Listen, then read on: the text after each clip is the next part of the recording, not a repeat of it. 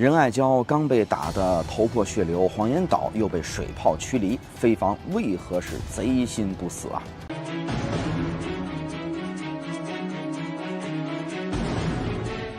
大家好，我是謝飛啊，歡迎來到今天的謝飛觀察。就在7月20號的時候，中國仁愛礁附近的海域呢，菲律賓非法坐灘57號艦釋放出了2艘橡皮艇。橡皮艇呢不顧中方的多次明確警告啊，以危險的方式快速的靠近，並且包圍撞擊中方的巡邏艇。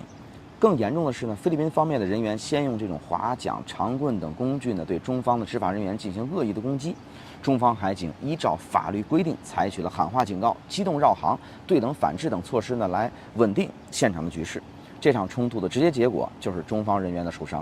事後呢，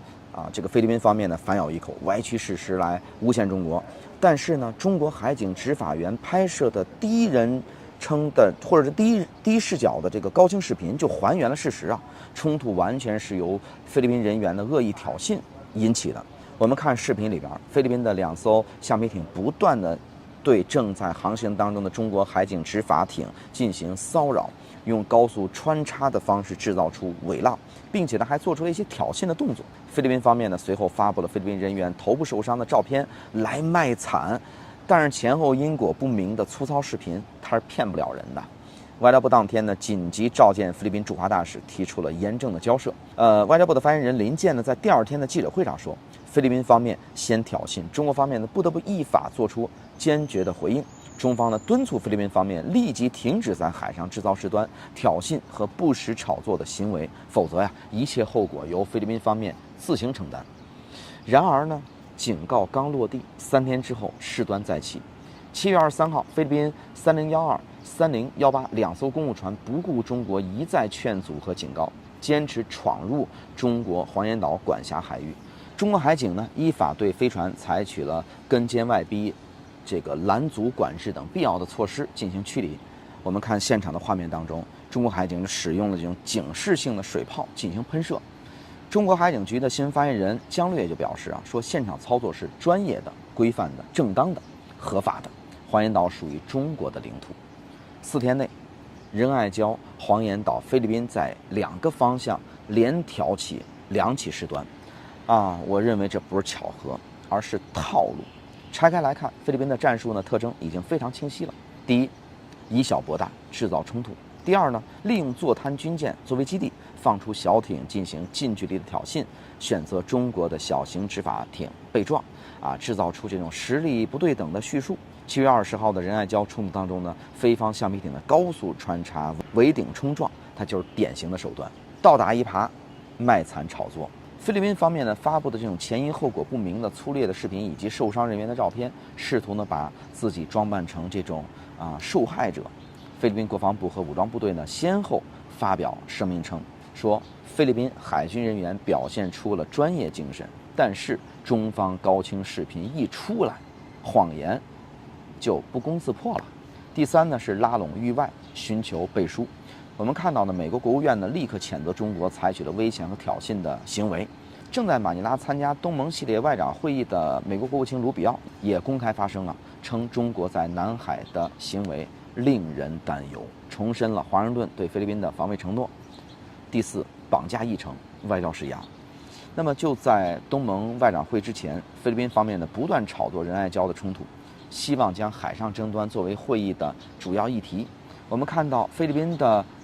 某新聞網站報道說，菲律賓外長拉扎羅向東盟各國同行提出了一些問題，但是他們沒有回應。完整的制造矛盾、自我炒作、吸引外部關注、外交施壓的這麼一個閉環，應該說菲律賓玩的是越來越嫻熟了。但是這次的效果呢，也是越來越不好了。菲律賓最大的这個誤判就在於以為自己能綁架整個東盟。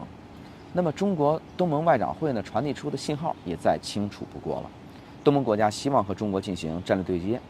並且希望在年內能夠達成南海行為準則。那馬來西亞外長穆罕默德說一些域外國家和南海沒有任何關係，但是他們總是想在南海秀肌肉。東盟秘書長呢高金洪則表示，東盟支持把南海变成和平之海、合作之海、友谊之海。拉扎羅的抱怨，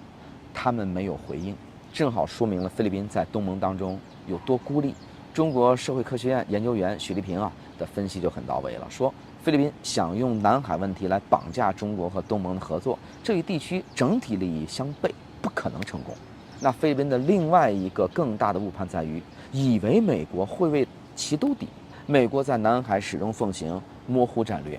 從1951年美菲共同防禦條約簽訂之後，美國就從來沒有在南海爭端當中為菲律賓實際使用過武力。近年來呢，美國雖然一再的重申條約對南海針對菲律賓武裝力量和公務船的武装攻擊適用，但是適用和觸發之間隔着政治決斷的萬里鴻溝。盧比奧呢在馬尼拉的表態聽上去很硬，他說我們有責任，不會拋棄我們的盟友。但是呢，仔細一看全是空話，沒有新的承諾，沒有新的行動，只有重申。菲律賓呢越當馬前卒，就越容易成為博弈的籌碼。那馬克思政府呢，急於在南海挑事兒，還有一個不能明說的原因，就是國內快壓不住了。7月6號呢，菲律賓參議院呢開始對副總統沙拉杜特爾特進行彈劾的審判。那這是菲律賓建國以來第一次對在職的副總統進行彈劾審判。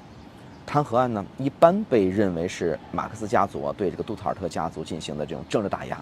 審判大概要持續7到8個月。因此，在接下來的半年裡邊，菲律賓政壇呢將會處於一種分裂的狀態。那從經濟方面來看也不太好到2026年的6月，菲律賓的通貨膨脹率已經達到了6.4%根据調查，有57%的人認為控制通貨膨脹是目前最緊迫的全國性的問題了。7月19號，在馬尼拉的这個博尼法橋廣場上，有超過15000名的示威者舉行抗議活動，指責馬克思政府沒有很好的解決物價上漲、腐敗和經濟衰退的問題。2026年的經濟增長預期由原來的5%到6%下降到現在的3.5%到4.5%。國內矛盾越尖銳，外部挑釁就越迫切，這是馬克思政府以鬧脫困的邏輯。但是呢，對抗越激烈，民生的壓力就會越大。一旦這種彈劾塵埃落定之後，執政的基礎就會受到反噬。所以菲律賓在變，中方也在變。從仁愛礁到黃岩島，中國方面的反制已經由這種應激反應轉為硬管控。7月20號的這個衝突之後呢，外交部緊急召見了菲律賓駐華大使。7月23號呢，黃岩島驅離的時候，中國海警呢用跟監外逼這個攔阻管制的方式呢，切斷了菲律賓方面的碰瓷